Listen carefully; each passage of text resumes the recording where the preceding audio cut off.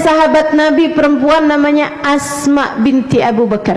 Asma itu umurnya panjang, meninggalnya di usia lebih dari 100 tahun di masa kepemimpinan Malik bin Marwan, kalau saya nggak salah ingat. Asma ini, teman-teman saudaraku sekalian, kakaknya Sayyidah Aisyah. Sayyidah Aisyah udah meninggal lebih dulu daripada Asma. Asma itu pernah dalam hidupnya memberi sesuatu langsung kepada baginda Nabi besar Muhammad alaihissalam, dan di sisa hidupnya akalnya itu selalu aja dipakai buat nginget-nginget Nabi Muhammad. Beliau hidup sampai di atas 100 tahun nggak pikun, di akalnya ada Nabi Muhammad. Bahkan nih subhanallah nih, Asma itu meninggal di atas 100 tahun tanpa ada satu gigi pun yang tanggal. Kenapa gitu? Ini saya ceritain. Di masa remajanya Asma ingat malam hari itu terjadi kehebohan di rumahnya ketika ada orang-orang kafir Quraisy merencanakan pembunuhan buat Nabi Muhammad. Sementara Nabi Muhammadnya keluar dari rumah sesudah menggantikan tidur di atas pembaringannya Ali bin Abi Thalib. Beliau sendiri datang ke rumah Asma, ke rumah orang tuanya Asma yang adalah Sayyidina Abu Bakrin Siddiq dan ibunya Ummu Rumman. Datang kala itu, malam hari itu, kemudian Nabi Muhammad merencanakan berangkat hijrah ke kota Madinah dengan sebelumnya mereka akan bersembunyi di dalam gua Hur selama 3 hari. Udah semuanya direncanakan. Dan Asma ingat, ayahnya kemudian memberikan tugas yang sangat berat kepada Asma, selain juga kepada Abdullah dan Abdurrahman, anak-anaknya yang lain, anak yang laki-laki. Anak yang laki-lakinya ada yang ditugasin buat gembalain kambing, sama ada yang ditugasin jadi mata-mata menyampaikan kabar berita, ya, bawain makanan. Ada satu hari Asma bawain makanan, ngendap, takut ketahuan kan sama orang kafir Quraisy, dok-dokan setengah mati. Ini kalau ketahuan taruhannya nyawa, teman-teman. Anak remaja nih, usia belasan tahun kala itu, mungkin 12 tahun, mungkin 13 tahun, saya nggak pasti. Namun yang pasti sangat muda usianya kala itu. Dia berangkat mengendap-endap bawain makanan, tapi susah banget Asma, kayak hampir numpahin mulu gitu makanannya. Karena dia bawa makanan nih nggak pakai diikat. Asma nyari-nyari tali, berapa langkah nyari tali nggak nemu-nemu. Akhirnya dia inget sama sabuk yang sedang dia pakai. Zaman itu sabuknya terdiri dari kain.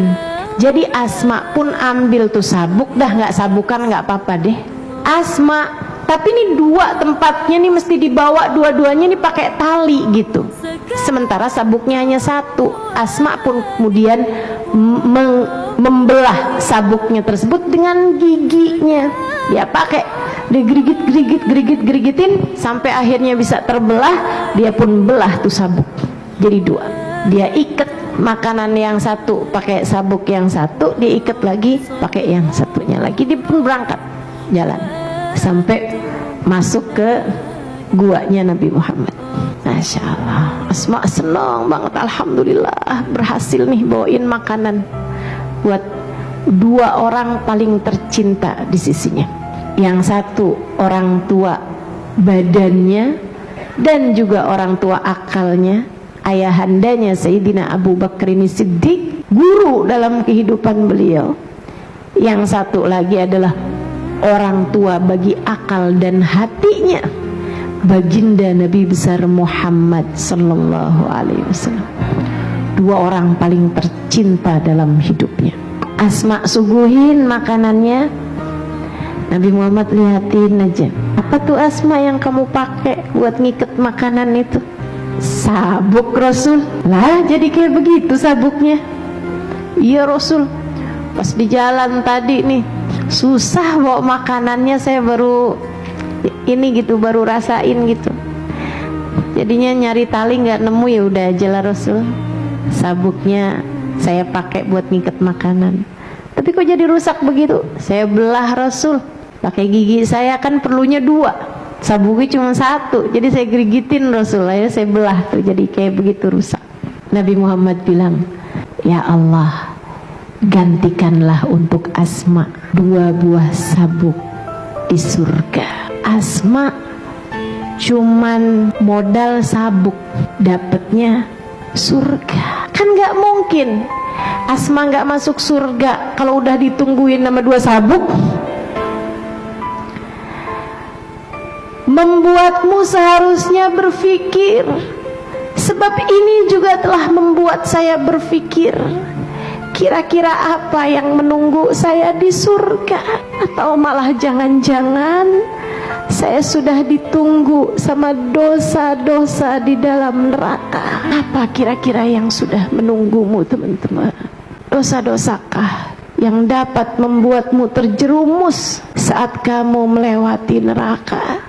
Ataukah sebagaimana Asma, kamu sudah ditunggu sama sesuatu yang sewaktu hidup di dunia kamu persembahkan buat Allah lewat jalan Nabi Muhammad?